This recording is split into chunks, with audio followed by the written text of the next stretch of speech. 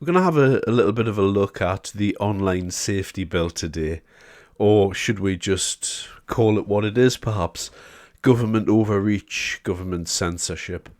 So already they're encountering a problem and pushback from people, particularly from people on the right who like free speech, who appreciate living in a society where somebody can say what they wish, where within the bounds of legality, as long as they're not acting in a criminal way, as long as they're not inciting violence, as long as they're not inciting criminality, normal people who are quite happy for other people to hold views that are different to them, and that's called not being a bigot, then those types of people are the types of people that I want around me. I like those types of people who are more free-thinking about life, who are willing to accept that other people have differences of opinion. Now that's a very, very important point just to get out there before we get going. A bigot is somebody who can't deal with the opinions of other people, and it's as simple as that. I, myself, am quite happy for other people to have different opinions, and many times in the comments, people do put different opinions, and I try my best where possible to bridge the gap. And I'm not special, I'm not some beacon of intellectualism when I say this, and I'm not trying to further what I am. I'm just telling you that I think that that's normal, perfectly normal to listen to someone and go, you know what, I don't agree with that, but hey, have at it, Hoss. It's all good. If that's what you want to think, then that's fine. I think this, you think that. Brilliant, let's have a conversation. And the societal conversation around those types of things lend itself to society moving forward. That's how the societal conversation happens. We talk, we publicly debate, we allow people, no matter what they think, to have their say, and then everyone moves forward. And this is how societies function and have done since the dawn of time. But of course, the current government, the current British government, does not like it when people voice their concerns, because they are awful at virtually everything they do. And at the moment, everything they're touching is blowing up. And they finally, it seems, they're looking in the distance and they might have found something that they can have a go at reform for, something that they can latch onto in this hurricane of negative news. They may have found something that they can say, look, I told you what Nigel Farage was, and here it is. I see that Nigel Farage is already saying that he's going to overturn these laws. So, we have people out there who are extreme pornographers, peddling hate, peddling violence. Nigel Farage is on their side. Make no mistake about it, if people like Jimmy Saville were alive today, he'll be perpetrating his crimes online. And Nigel Farage is saying that he's on their side. I'm sorry. Not the side of children who are... I'm going to ask you to clarify. Do you honestly think to say Nigel Farage is on Jimmy Saville's side? When it comes to online activity, we have seen unfettered access of adults to children via social media. When we put in the age verification, it stops strange adults getting in touch with children. So make no mistake... This is a major leap. You're going to stick to the fact that you said that Nigel Farage is on Jimmy Saville's side. Nigel Farage is on the side of turning the clock back to the time when strange adults, strangers, can get in touch via messaging apps with children. We have now asked to age verify the age in which people can have access to online content, so we can protect children from unwanted, dangerous content, and also those messaging services where people can get access directly to it. Nigel Farage wants to turn the clock right back when all of that, I have absolutely no doubt about it, people are perpetrating more crime online, more danger to children online, and Nigel Farage has said he wants to overturn every single one of the laws that keeps children safe in our country. It's an interesting extrapolation, but we've got your views on it. I loved that last comment. It was an interesting extrapolation. No. I think what's going to be happening, I think there's going to be this MP here dragged in front of court for essentially calling the leader of an oppositional political party a paedophile. That's what he just done there. And that was quite funny. One of the things to remember about that is Mr. Peter Kyle there started to walk it back because he realised, oh, I've just thrown out some rhetoric there. Did I go too far? Did I say too much? Was that okay what I've just done there? I wonder, was that alright what I've just said? Well, hang on, let's just walk it back a little and we'll talk about age verification.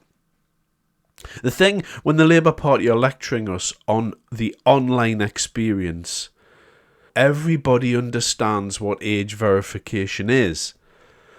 On every porn site in the UK, and everywhere in fact, that you can access through any internet connection in Britain, there's an age verification. There's age verification on vaping sites. There's age verification on a range of other sites. Some, newspaper and journalism places that you go, you have to put age verification on because of the language used. So there's already age verification. That's not what this is. The problem that Mr. Kyle is talking about is the problem of how do you prevent young people from accessing extremely harmful content? How do you prevent people, young people, we'll call them for the sake of argument, we're going to have to call them under 16s now because we can't call them under 18s because the Labour Party have decided that the population needs to be more grown up and they need to have the vote now. So if you can vote at 16, are you saying that you can't access some content? And this is the mess that the government are getting into on all this. There's no coherent plan. Everything is incoherent. And so if you're going to allow people to vote on big boy issues, then by definition, they are big boys. I think that's a fair conclusion to draw from that. I think you'll all agree with that as well. So is it that it's up to 18 or 16? Okay, so let's forget about that issue and we'll go back to how it was. So it's 18. So when somebody is accessing content, we need to be protecting them. We need to be protecting them from looking at suicidal content or hateful content, and then we'll get into the weeds a little bit. You see where immediately it goes. Immediately we go into hate. So what's hate? Is it okay to hate something? And we're already into the murky depths of philosophical depravity. That's what we're doing here already. So this is a little taster of Reform's actual policy here. And what Nigel does is he defers all of this stuff to Zia Youssef. And what these politicians don't seem to understand is Zia Youssef isn't just a rich man. This is a man who understands technology on a deep level. He gets all of this stuff and he's worked in it and he's run businesses in it. And so this is his little definition of it that he put out yesterday during the speech that Nigel Farage came out and said, we're going to repeal this. And Nigel immediately deferred to Zia on this and said, what's your thoughts on it? Zia, please. Can I just add a little bit of meat to the bone to your question again on the Online Safety Act? The reason why we're saying it needs to be repealed is because the vast majority of it is totally A, unfit for purpose, and B, overreach that is going to impede British people's freedom of speech. And so, yes, of course, there needs to be a serious concerted effort to protect young people in this country. The legislation under Nigel would be drafted by people who, again, understand how the internet actually works. It is extraordinarily difficult as a technical problem to censor the internet. And I point you to the numbers that are already out in the last 24 hours from VPN companies, crowing from the hills about sign-up rates in the thousands and thousands of %. And what then happens is people determined to look for that content, whether it's suicide and harm stuff, whether it's depraved pornography, determined people will find it. And then the content that is then adjacent to that, because they've gone into the depths of the dark web, I promise you, is the most horrendous content any parent could ever hope, could ever... It is parents' worst nightmares, right? So what this bill has done, as I say, is take kids into a direction where that stuff is more likely, while simultaneously I still don't hear any justification for Section 44, which gives Secretary of State the ability to order Ofcom to redraft the rules without proper parliamentary oversight and scrutiny, nor Section 179 that creates this threshold of non-trivial psychological harm, which is so open to interpretation. Many experts in the technology world and the legal world voiced their concern about this. It all fell on deaf ears. So that's our response to that. Of course, Nigel cares about the safety of young kids. That's partly why we think this has to be repealed. But so much of the bill and the act now is massive overreach and plunges this country, as I said, into a borderline dystopian state. So there you have it. What the Labour Party are attempting to do in Parliament with a bunch of MPs who don't understand anything about technology, nothing of any meaningful clarity anyway, as referenced by my recent video on AI and how it affects employment. The politicians have no clue what's going on. They just come up with these laws. These social media companies have been grappling with this issue since they started social media. So since the birth of the internet and MySpace. So MySpace was one of these first social media sites. I don't know whether you were on MySpace. I personally wasn't on there. I didn't feel like doing it at the time, but lots of people did, and that was where this all came from. And MySpace was big back in the day. And since that time, these companies have been talking about how do we protect people, and they still haven't done it. It's still a problem. And so the Labour Party coming out here and saying, oh, actually, you know that time immemorial problem that everyone's been worrying about, and all of the top technical minds in the whole of the globe have been having deep, meaningful discussions about this for the past 2 decades, and they've been unable to come up with a solution? Well, Peter Kyle from the Labour Party, he's got it all worked out, because Nigel Farage is just like Jimmy Saville in age verification. Blah, blah, blah, blah. You see the ridiculous policy that this is becoming. But of course, behind all this, behind all of this clutter, lies the real meaning. And what is the real meaning of this bill?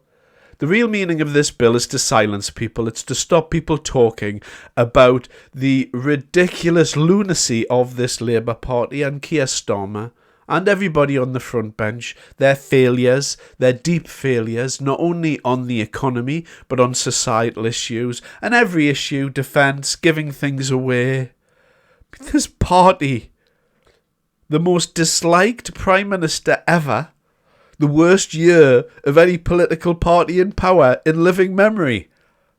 These people are awful, and what they're attempting to do is silence people.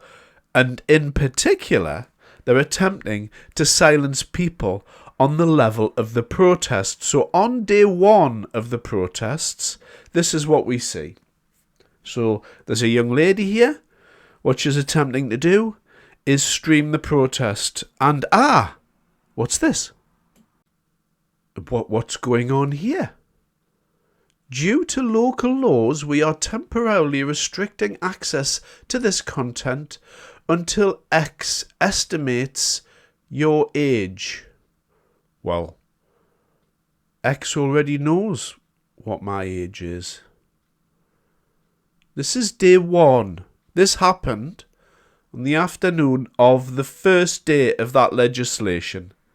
You're telling me that the Labour Party and its team of technical advisors and people working hard on this problem, obviously behind the scenes not, came up with a solution on day one to this huge problem, and now they're essentially telling X what not to put on there. So they've got a team of people now scouring the internet, looking at things and preventing you from looking at this. And I'm so pleased that the elite police squad's on it. So we've got a team of elite policemen and women monitoring anti-migrant posts on social media. Oh, that doesn't sound very good. There's a few things on my channel. I wonder if there's policemen listening to what I'm saying. What a state we're getting ourselves into. And then, of course, let's just have a look at a recent post that was put in a major newspaper.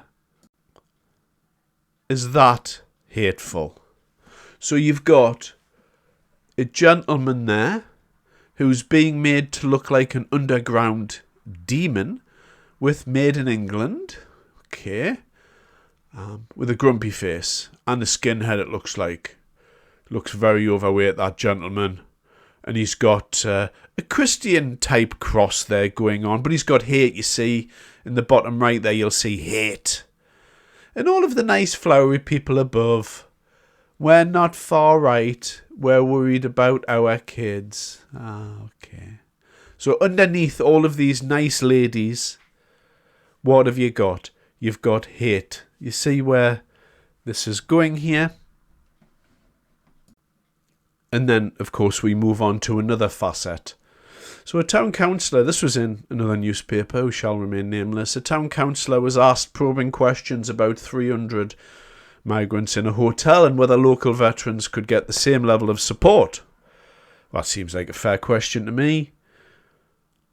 I was stopped recently in a supermarket, and I was talking to a young man and woman about the plight of some veterans, and asked whether I would make a contribution, etc. And I just started talking, and I was kind of saying to them, well, do these ex-veterans not get pensions and stuff, and talking about that issue. And apparently I was informed not all of the time. There were some instances where veterans didn't get a full pension and didn't get a pension and all of that.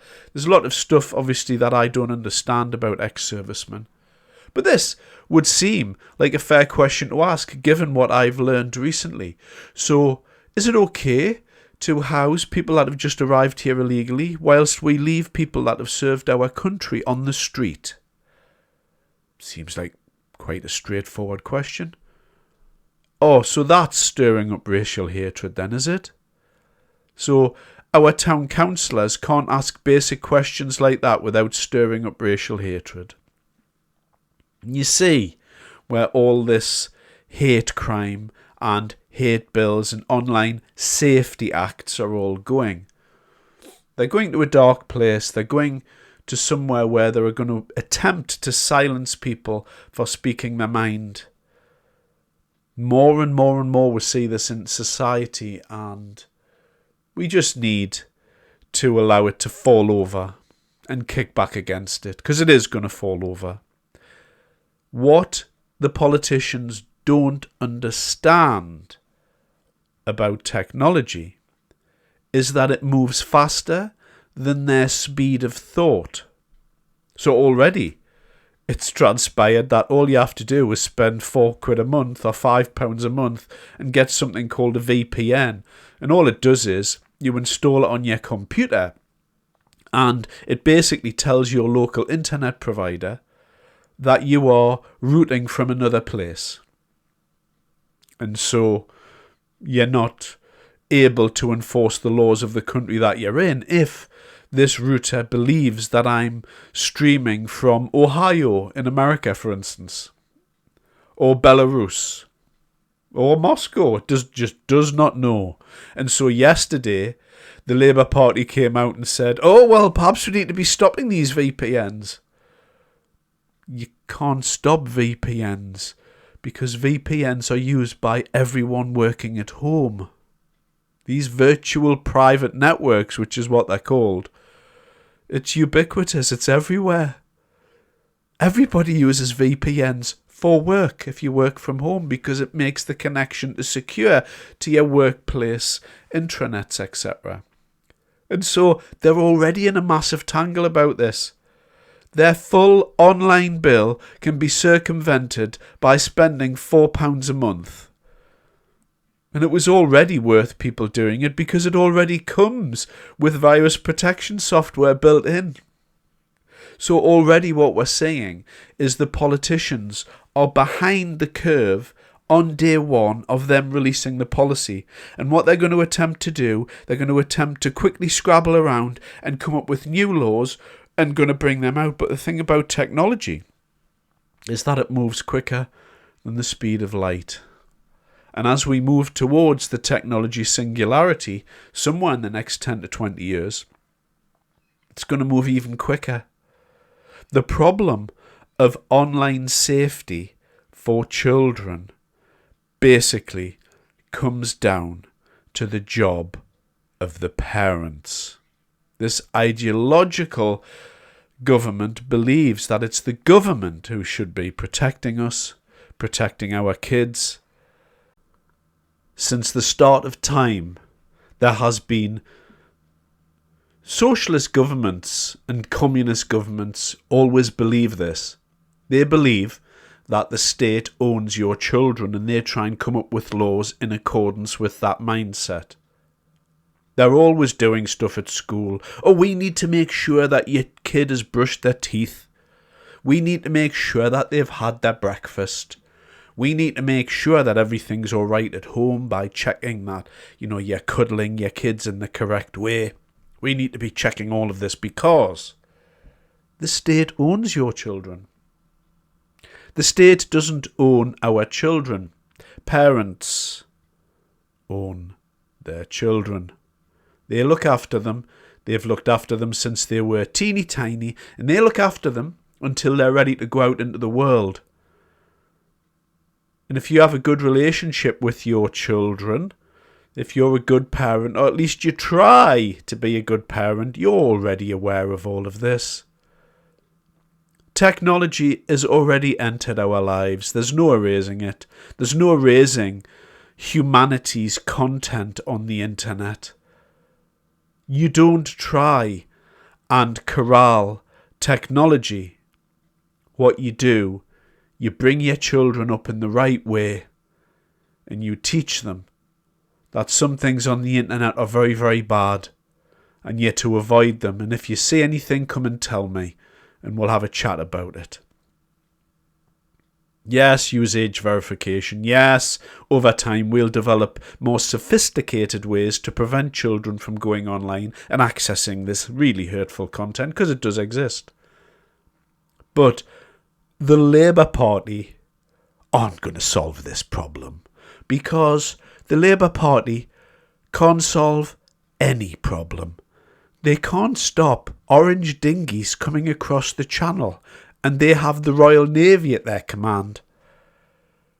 The Labour Party, Keir Starmer and co, aren't going to be the ones to solve online censorship of hurtful content for children, because Google haven't solved that problem. Neither has YouTube, and neither have all of these huge megacorps with literally the money and the power of gods at their disposal, and all of the best technical minds on the whole planet have not solved this problem. We will solve it, but that'll be done by the private sector, not by Keir Starmer and Peter Kyle. Thanks very much for your time.